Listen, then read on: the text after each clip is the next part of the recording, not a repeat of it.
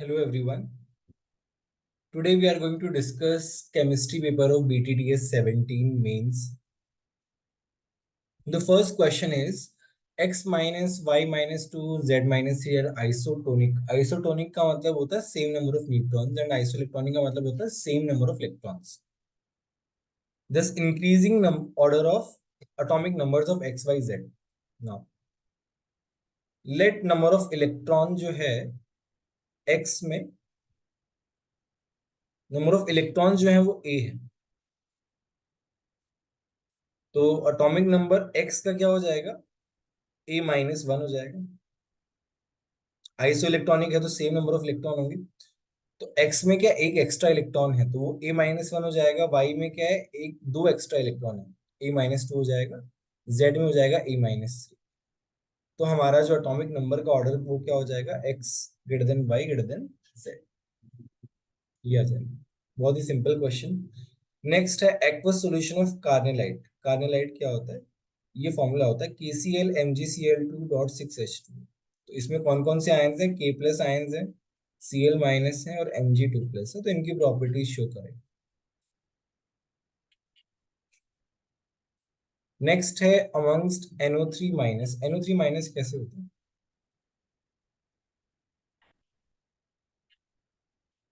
तो ये क्या होता है? sp2 प्लेनर होता है.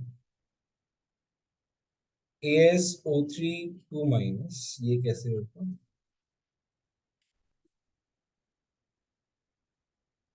3 माइनस सॉरी.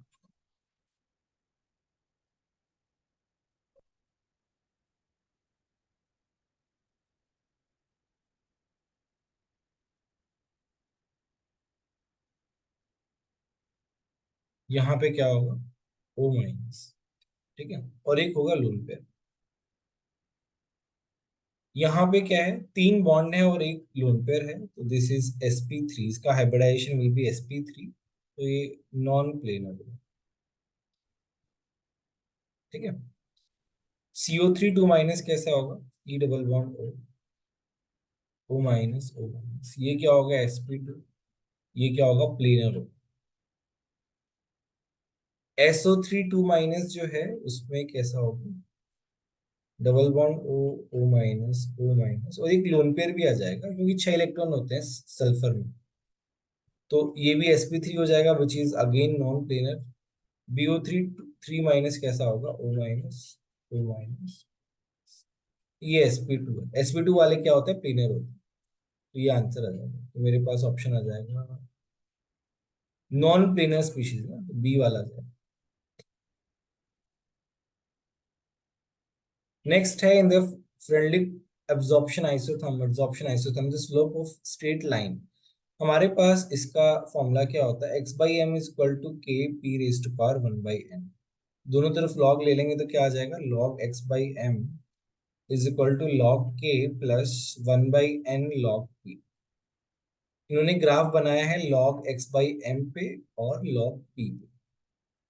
तो इसका स्लोप पूछा है क्या? स्लोप स्लोप क्या हो जाएगा? y is equal to M X plus C. से y है, ये x है, ये m है. तो ये हो जाएगा 1/n. D option.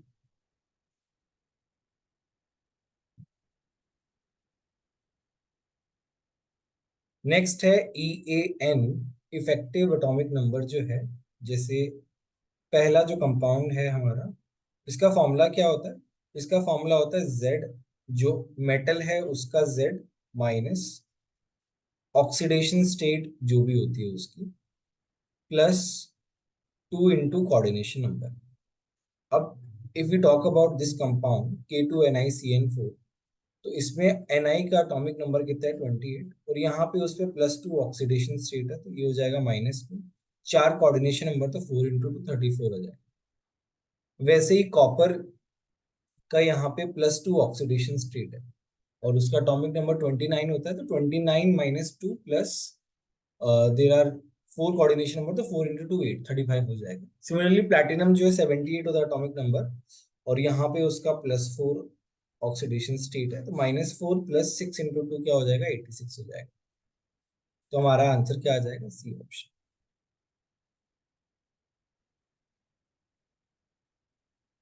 नेक्स्ट है the relative nucleophilicity in polar protic solvent. Polar protic solvent जैसे वाटर हो गया, अल्कोहल हो गया, जहां पे हाइड्रोजन बॉन्डिंग भी होती है और पोलैरिटी भी रहती है,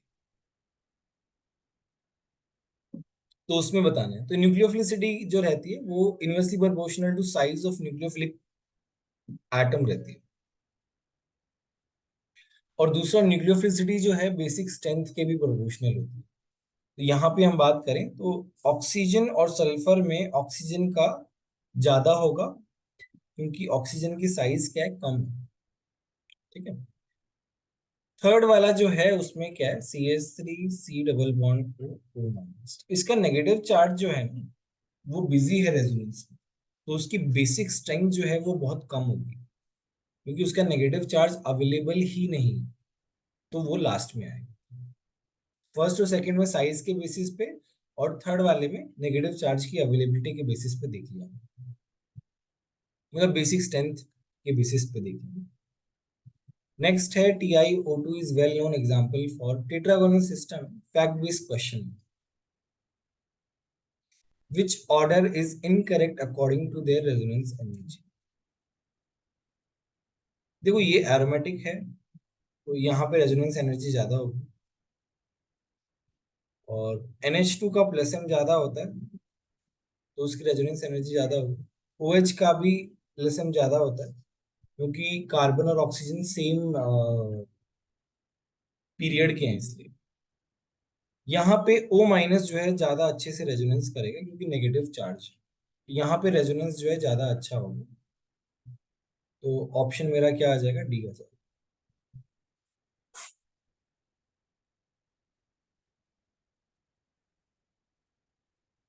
नेक्स्ट है 3 litre mixture of O2 and N2 is pass through ozoniser. Ozoniser में क्या है ना, ओजोन बनता है, ये रिएक्शन होती है जो यहाँ पे लिखी हुई है। मतलब N2 भी है हमारे पास। The gas mixture obtain contains O2 O3 N2, मतलब O2 से O3 बना, N2 पहले से था। This obtain mixture of pass through alkaline pyrogallol and then through turpentine oil.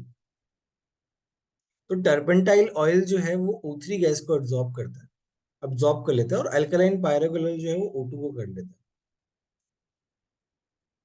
Respectively. उनसे जो वॉल्यूम मिला वो 1100 और 600 मिला है। ठीक है। तो इसका मतलब क्या है, O3 कितना रहा, 600 हो गया O3। चलो ठीक है। वॉल्यूम ऑफ O2 को हमने x मान लिया, और इसको y मान लिया। x प्लस वाई कितना दिया हुआ, 3000 दिया हुआ स्टार्टिंग में। Turpentine oil absorbs O3 and alkaline pyrogallol absorbs O2। तो स्टार्टिंग में मतलब हमारे पास इक्वेशन कैसी है, 3O2 2O3। स्टार्टिंग में हमारे पास x वॉल्यूम है O2 का, x में से 3U गया मान लो, यहाँ कितना बनेगा 2। तो 2U कितना दिया हुआ है, 600, मतलब U कितना आ गया, 300। x माइनस 3U कितना दिया हुआ, 1100। x माइनस ये कितना हो जाएगा, 900। U की वैल्यू पुट कर दी, x कितना हो जाएगा, 2000। ठीक है। तो मेरे पास पूछा क्या है, O2 गैस, तो ये 2000 है O2 का, तो N2 कितना हो जाएगा, 1000 हो जाएगा। तो मेरा आंसर आ जाएगा 2 litre 1 litre.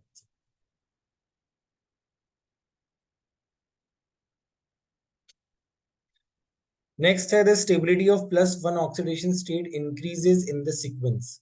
Now according to inert pair effect, generally जो है बोरोन फैमिली का +3 ऑक्सीडेशन स्टेट रहता है, तो +3 ऑक्सीडेशन स्टेट जो है ना, उसका स्टेबिलिटी डिक्रीज करता है down the group. Gallium, indium, thallium. But +1 का उल्टा होता है because of inert pair effect. Thallium में क्या होता है, 4f की पुअर शील्डिंग होती है, जिसकी वजह से वो 6s के इलेक्ट्रॉन को होल्ड करके रखता है, उनको जाने नहीं देता, इनर्ट करके रखता है। तो ऑक्सीडेशन स्टेट 2 से कम हो जाती है, तो थैलियम का सबसे ज्यादा हो जाएगा। इस तरीके से ऑर्डर आता है स्टेबिलिटी। ठीक है, मेरे पास ये आ जाए बी ऑप्शन।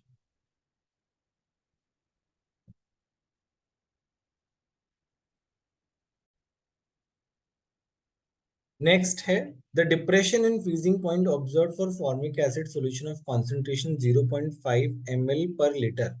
इसका मतलब जो सॉल्यूशन का वॉल्यूम है दैट इज 1 लीटर और हमारा जो सॉल्यूट है दैट इज 0.5 ml। इसका ये 0.0405 दिया हुआ, डेल्टा टीएफ की वैल्यू दी हुई। डेंसिटी दी हुई है फॉर्मिक एसिड की। डेंसिटी क्या होता है, मास अपॉन वॉल्यूम। तो यहां से मास आ जाएगा डेंसिटी इंटू वॉल्यूम। ये जो किया है यहाँ पे डेंसिटी इंटू वॉल्यूम ही किया है। तो यहाँ से हमारे पास फॉर्मिक एसिड का मास आ गया 0.525 ग्राम इन 1 लीटर ऑफ द सॉल्यूशन। इन्होंने पूछा वांट ऑफ फैक्टर मतलब आई की वैल्यू पूछी है, तो हमने फॉर्मूला लगा दिया। डेल्टा टी एफ क्या होता है, आई इंटू के एफ इंटू एम। तो यहाँ पे मोलैलिटी निकाली गई है। मोलैलिटी क्या होता है, moles of solute upon mass of solvent in KG. ठीक है, तो मोल्स ऑफ सॉल्यूट कितना आ गया, 0.525 अपॉन 46। फॉर्मिक एसिड का मोलर मास ले लिया अपन मोलर मास ऑफ जो मोलर मास ऑफ सॉल्वेंट है वो क्या ले लिया, 1 kg। यहाँ पे कुछ दिया हुआ नहीं है, कुछ स्पेसिफाई नहीं है, तो हमने ये अज्यूम कर लिया। मतलब ऑल्दो 1 लीटर है तो 1 लीटर हम एक्वा सॉल्यूशन की बात करें तो क्या हो जाएगा, 1 kg हो जाएगा। इस तरीके से हम अजम्पशन ले सकते हैं, कुछ मेंशन नहीं होता। तो यहाँ पे 1 kg आ गया। इसको हमने यहाँ पे पुट कर दिया इस डेटा में। I is equal to delta T F, यहाँ से क्या आ गया, I is equal to delta T F. उसका डेटा दिया हुआ है, के एफ की वैल्यू दी हुई है और एम की वैल्यू पता, तो 1.9 आंसर आ गया।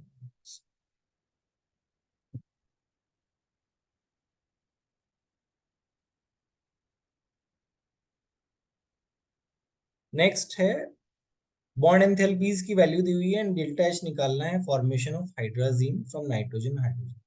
तो इसमें क्या होता है, N2H4 कैसे बना है, N2 gas plus 2H2 gas, इससे मिलके बना है। यहाँ पे हमारे पास ट्रिपल बॉन्ड है, यहाँ पे हमारे पास ऐसे है और ये ऐसे आ जाएगा।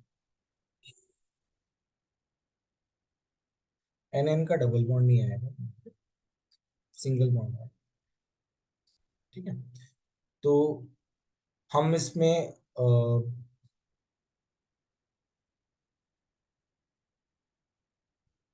हम ये फॉर्मूला लगा देंगे। तो डेल्टा एच निकालना है तो वो क्या होता है, bond energy sum of bond energy of reactants minus summation of bond energy of products. ठीक है, तो ये आ जाएगा हमारे पास। इन्होंने लिखा हुआ है enthalpy of dissociation of nitrogen. Nitrogen gas की बात कर रहा है, एन ट्रिपल बॉन्ड एन की, और ये हाइड्रोजन एच एच की बात कर रहा है। तो हम लगा देंगे रिएक्टेंट में कौन कौन से बॉन्ड है, एन ट्रिपल बॉन्ड एन है प्लस 2 टाइम्स हाइड्रोजन हाइड्रोजन का बॉन्ड है।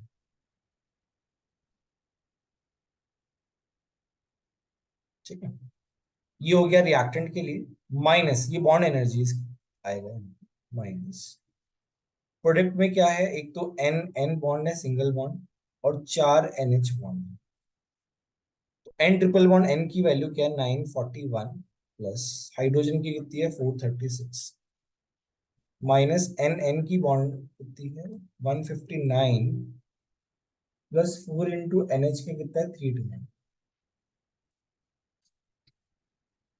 ये पुट कर दी यहाँ पे, यहाँ से हमारे पास वैल्यू आ गई +90। सी ऑप्शन पे। नेक्स्ट है the compound that is remove as a slag. Extraction of copper में हमारे पास जो है FeO यूज होता है स्लैग रिमूवल के लिए। जो हमारा SiO2 को निकालना रहता है तो इस तरीके से होता है। मेरे पास क्या आ जाएगा,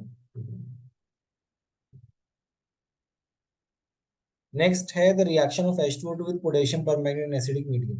तो उसमें क्या होता है, एसिडिक मीडियम में पोटेशियम परमैंगनेट जो है वो Mn+2 में जाता है, ये एसिडिक मीडियम में। ये क्या है, it is an oxidising agent. तो यहाँ पे H2O2 का क्या होगा, ऑक्सीडेशन होगा। H2O2 का ऑक्सीडेशन किसमें होता है, O2 में। तो हमारे पास ये हो जाएगा ए। डेंसिटी ऑफ अल्कली मेटल, इसमें क्या है, इसमें अ, ये वाला ऑर्डर होता है, ए ऑप्शन। सीजियम का सबसे ज्यादा, फिर रुबिडियम मोलर मास की वजह से। ये इसमें एक एक्सेप्शन टाइप का होता है कि सोडियम की डेंसिटी जो है पोटेशियम से ज्यादा होती है। ठीक है, तो मेरे पास बस ये वाला एक्सेप्शन यहाँ पे डिफरेंट है नॉर्मल ऑर्डर से। नेक्स्ट है, which one of the following does not represent the correct combination. देखो COCl जो है, ये H2PdBSO4 की प्रेजेंस में CHO में कन्वर्ट हो जाता है। और CN का रिडक्शन इन डाइबल H की प्रेजेंस में CHO में हो जाता है। और यहाँ पे मेरे पास एस्टर है, एस्टर जो है वो भी डाइबल H की प्रेजेंस में क्या हो जाता है, CHO बन जाता है। और मेरे पास 1 डिग्री एल्कोहल है, वो Na2Cr27 स्ट्रॉन्ग ऑक्सीडाइजिंग एजेंट होता है, वो एसिड में कन्वर्ट कर देता है। तो ये गलत दिया हुआ डी, डज नॉट रिप्रेजेंट लिखा हुआ, तो डी ऑप्शन हो जाएगा। नेक्स्ट है, melamine polymer is form by condensation of. तो ये हमारा मेलामाइन पॉलीमर होता है इस तरीके से, एनसीईआरटी में दिया हुआ है, फॉर्मेल्डिहाइड के साथ बनता है। तो इन दोनों के मिक्सचर से बनता है, तो ये ऑप्शन हो जाएगा।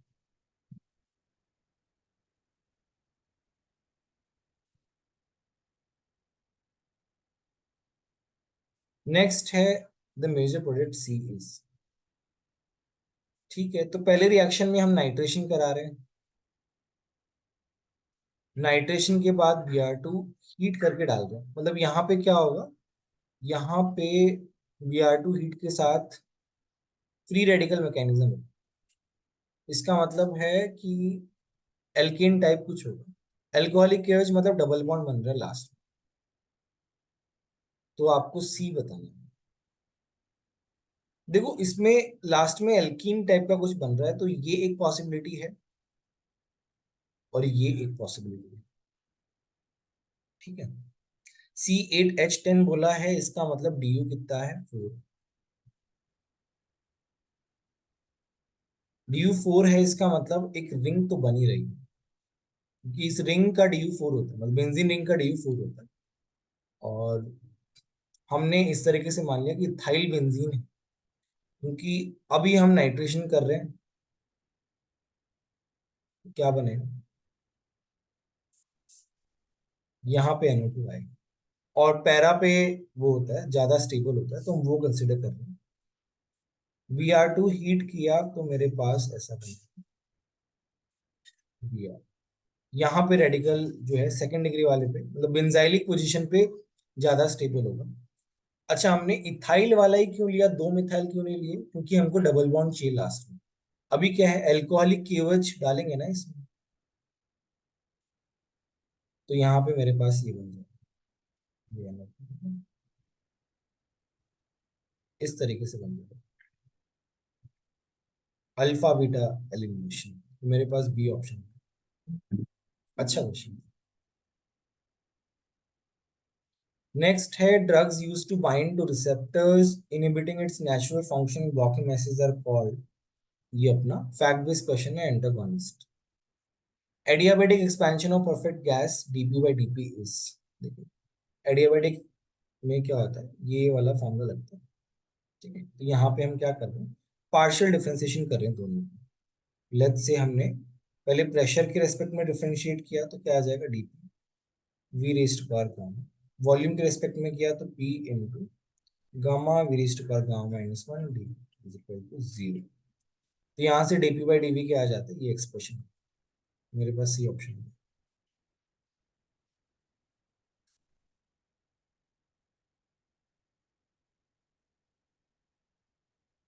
नेक्स्ट है, if the activation energy of the reaction is this, the fraction of molecule eight 500 kelvin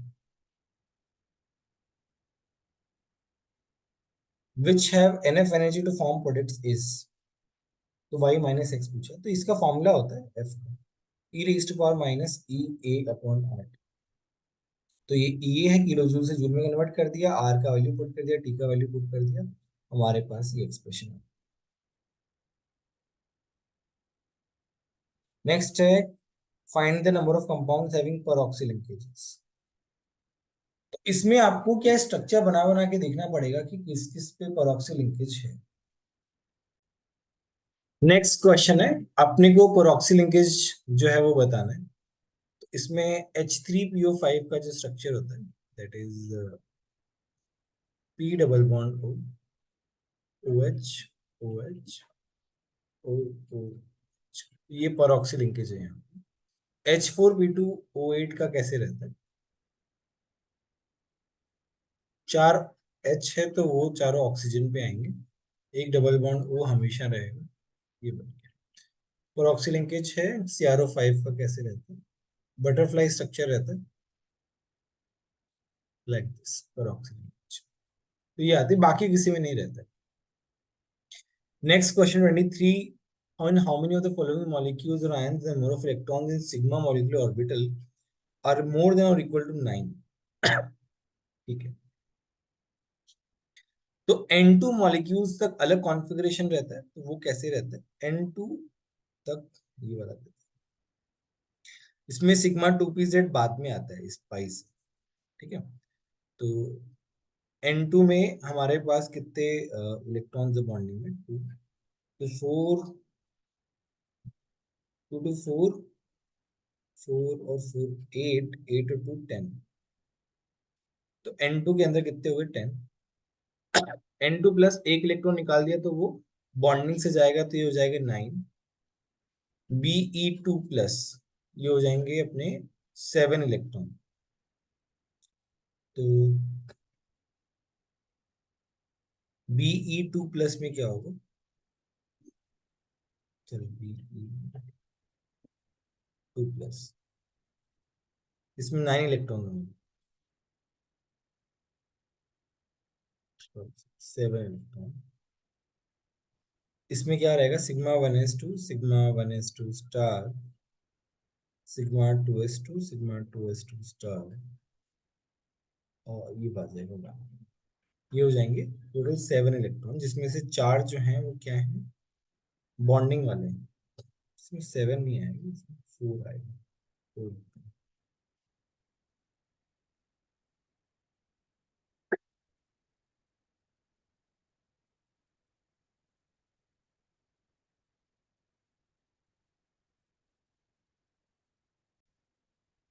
1 minute, I think I read the question wrong, just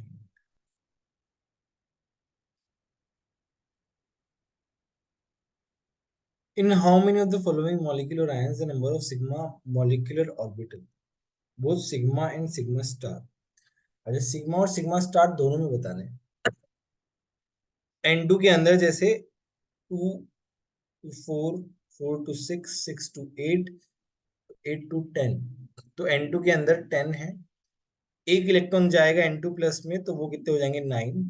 अच्छा, Be2 प्लस में देखते हैं, इसके अंदर 7 इलेक्ट्रॉन है, तो हो जाएगा sigma 1s2, sigma 1s2 star, sigma 2s2, sigma 2s1 star. यहाँ पे 7 इलेक्ट्रॉन हो जाएंगे, तो ये हो जाएगा 7। B2 माइनस में कितने हो जाएंगे? 11 इलेक्ट्रॉन। तो B2 माइनस में ये कैसा आएगा? Sigma 1s2, sigma 1s2 star, sigma 2s2, sigma 2s2 star, ये कॉमन रहेगा। उसके बाद बाकी के 3 इलेक्ट्रॉन P में आएंगे, तो वो काउंट नहीं करने, तो 8 आ जाएगा। B2 में 10 इलेक्ट्रॉन होते हैं, इसमें भी 8 आ जाएगा, बाकी दो P में जाएंगे। C2 2 माइनस कितना हो गया? 8 इलेक्ट्रॉन, सॉरी 12, ये हो जाएगा 14 इलेक्ट्रॉन्स N2 की तरह। तो N2 में 10 है, तो इसमें भी 10 होंगे। फिर C2 कितना हो गया? 12 इलेक्ट्रॉन, उसमें से 8 जो है वो सिग्मा वाले रहेंगे, बाकी 4 P वाले रहेंगे, ठीक है। तो इसमें 8 इलेक्ट्रॉन आएंगे। H2 में 2 इलेक्ट्रॉन आएंगे, दोनों सिग्मा में ही आएंगे, स्टार्टिंग वाला। फिर अपना Li2 प्लस जो है, Li2 प्लस में कितने इलेक्ट्रॉन होंगे? 5। स्टार्टिंग के 8 तो सिग्मा में ही रहेंगे, तो इसमें 5 ही आएंगे। O2 प्लस में कितने हैं? O2 प्लस होगा 15 इलेक्ट्रॉन। अब इसमें क्या है? इसका कॉन्फ़िगरेशन चेंज हो जाता है, ये हो जाएगा sigma 1s2 sigma 1s2 star sigma 2s2 sigma 2s2 star, इसमें सिग्मा 2pz पहले आता है, 2 पाई 2px पाई 2py पाई 2px स्टार 1, ये आता है। अब इसमें सिग्मा वाले जो है ना वो 10 ही आएंगे स्टार्टिंग से, बाकी सब पाई में आएंगे। तो O2 के अंदर जो है वो 10 होता है। F2 प्लस जो है वो क्या हो रहता है, 17 इलेक्ट्रॉन। तो 10 तो यहाँ हो गए, बाकी 8 जो है वो पाई में ही जाते हैं। तो यहाँ पे भी कितने आएंगे, 10 आएंगे। ठीक है, तो हमारे पास 9 और 9 से ज्यादा कितने हो गए, 1 1 2 3 4 5, 5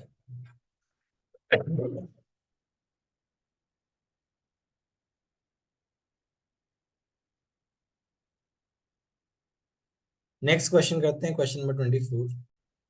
तो इसमें क्या होगा, इसमें हमारे पास जिल्डाल मेथड में अमोनिया गैस जो रिलीज होती है, तो उसमें क्या होता है, equivalent of NH3 that becomes equal to equivalent of H2SO4। तो इक्विवेलेंट ऑफ H2SO4 कितना होगा, molarity into valency factor into volume, ये हो जाएगा। और इसमें क्या हो जाएगा, मोल्स ऑफ NH3 और इसका वैलेंसी फैक्टर 1। तो यहाँ से हमारे पास मोल्स आ गए, अमोनिया अमोनिया के मोल्स आ गए 2 टू 4 10/1000, 10⁻⁻2 मोल। तो मास ऑफ NH3 कितना आ गया, मोल्स इनटू नाइट्रोजन का मास विच इज 14।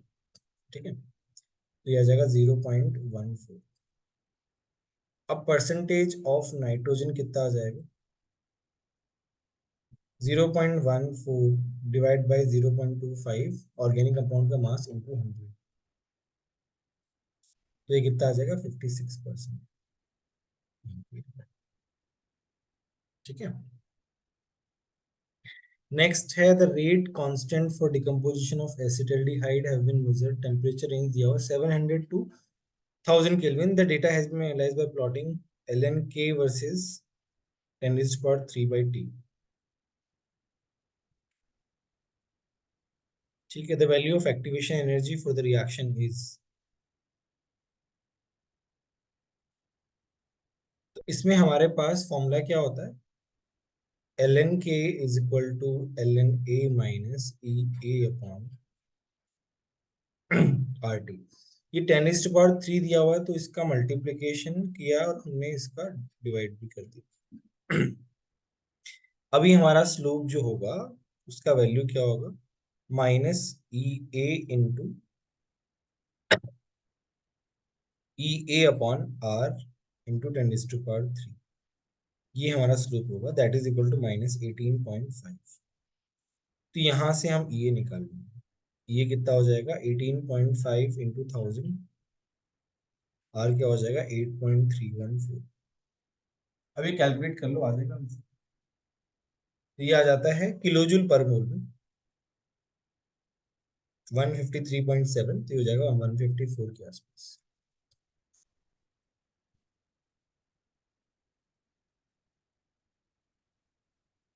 नेक्स्ट है difference in oxidation state of chromium in chromate. तो ये हमारा क्रोमेट होता है CrO4 2- और दूसरा होता है डाइक्रोमेट Cr2O7 2-। इन दोनों में ही ऑक्सीडेशन स्टेट +6 रहता है, डिफरेंस विल बी 0। नेक्स्ट आता है gold number of starch is 25। तो गोल्ड नंबर क्या होता है, 25 मिलीग्राम, मतलब मिलीग्राम में आता है। Amount of gram of starch is required to prevent coagulation of this. तो बेसिकली 25 मिलीग्राम जो है ना, उसी को इस टर्म्स में लिखना है, वही पूछा है। डेफिनेशन जो गोल्ड नंबर का है ना वही लिखा हुआ है। तो this is equal to 0.3125 into A, gram में है तो ये मिलीग्राम में कितना हो जाएगा, 1000 से मल्टीप्लाई कर दो। तो यहाँ पे ए आ जाएगा